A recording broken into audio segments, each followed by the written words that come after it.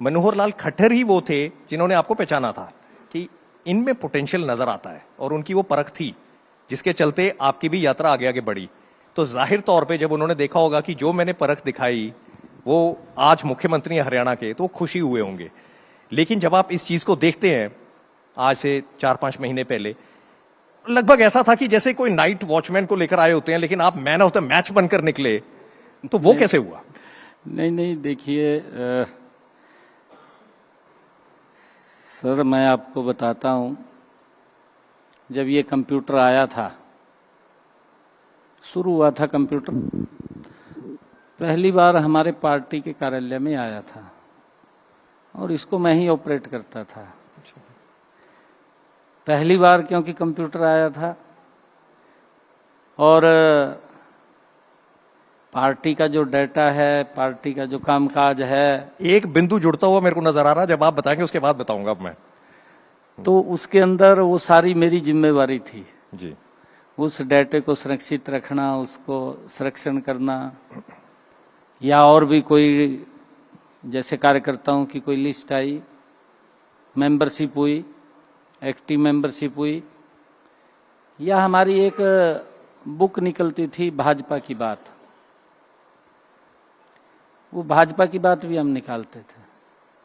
और वो भाजपा की बात, उसका सारा का सारा संलग्न करना, उसका मटेरियल तैयार करना, मटेरियल तैयार करके उसको संलग्न करना, उसको प्रिंट करना, प्रिंट करके उसको पोस्ट करना, ये सारा जिम्मे अपने था। और फिर उसको लगातार बढ़ाना कि हर महीने ज्यादा कॉपी जाना उसकी। भाजपा की बात थी, वो बड़ा पूरे प्रदेश के अंदर जाती थी और कार्यकर्ताओं के, आम लोगों के यहाँ भी। और हम कोशिश करते थे कि जो हमारे सरपंच महोदय हैं, सरपंचों के यहाँ भी हम उसको भेजते थे कि वो पढ़ें भाजपा की बात को, उसके अंदर भाजपा का विचार क्या है।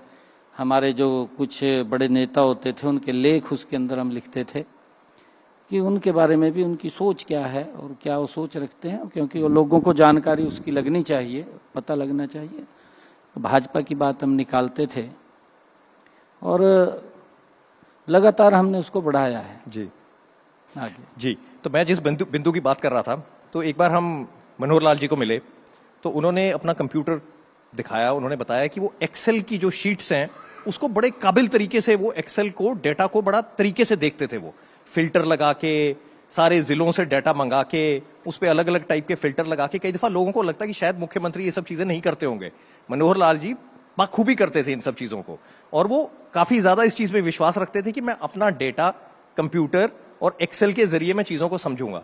अब जो आपने बताया कंप्यूटर ऑपरेटर वाली बात, कि आप उसमें एक महारत आप में थी, एक बिंदु तो वहां जुड़ता हुआ नजर आता है कि कैसे आपका रास्ता धीरे धीरे धीरे धीरे आपको यहां पर लेकर आया। लेकिन इसके साथ आगे चलते हुए अगर हम बात करें कि चुनौती बहुत बड़ी थी बीजेपी के सामने हरियाणा में, ऐसा लग रहा था कि बीजेपी शायद नहीं आएगी तीसरी बार। बहुत जगह ये बात हो रही थी कि नहीं, बहुत बड़ी चुनौती है, कांग्रेस आएगी, वेव है कांग्रेस की। बीजेपी में भी कभी कभी लोगों से मिलते थे तो लगता था कि शायद ये भी सोच रहे हैं कि इस बार मुश्किल होगा।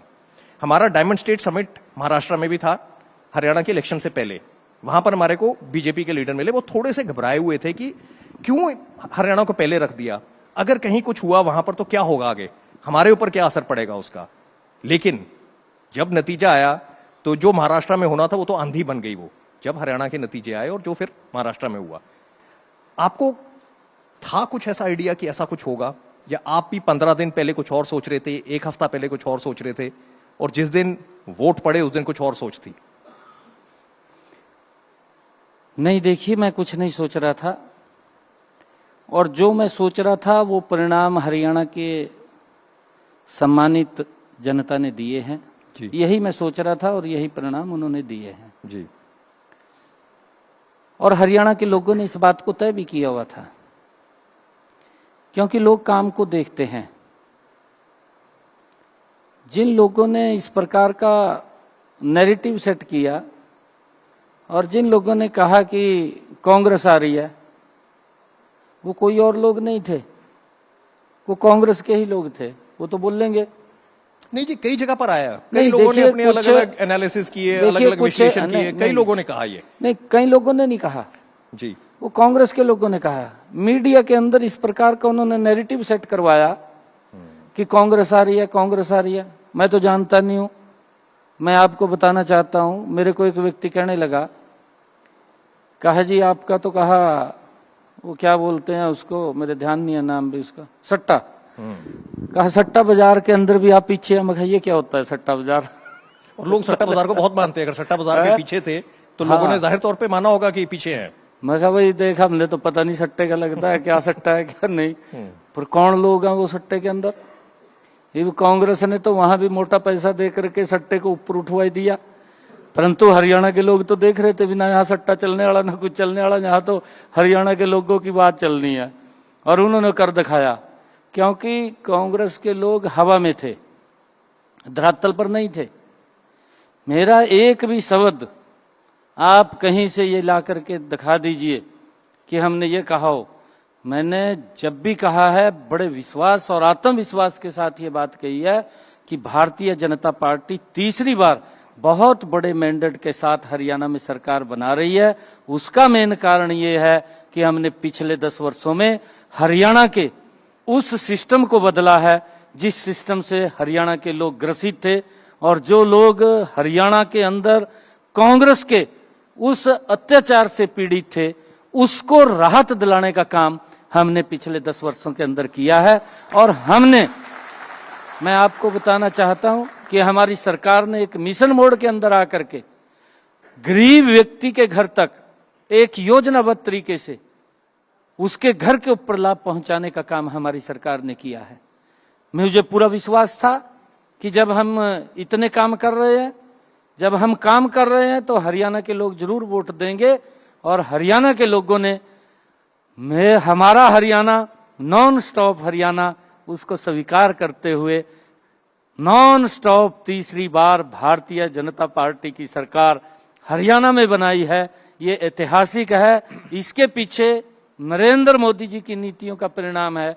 नरेंद्र मोदी जी ने एक योजनाबद्ध तरीके से जो गरीब की चिंता की है, क्योंकि मैं देखता था, और जब मैं आपको एक बात कही है कि मैं ग्राउंड के ऊपर था, मैं जब गांव के अंदर भी जाता था, एक सांसद के नाते से मैं बात करता था लोगों से जाकर के, गांव के लोग अपने आप खड़े होकर के पूरे गांव के बीच में एक बात बोलते थे कि मुझे दिक्कत हो गई थी, मेरा 4 लाख रुपए का बिल बना है, मेरा एक पैसा नहीं लगा, सारा का सारा पैसा सरकार ने दिया है।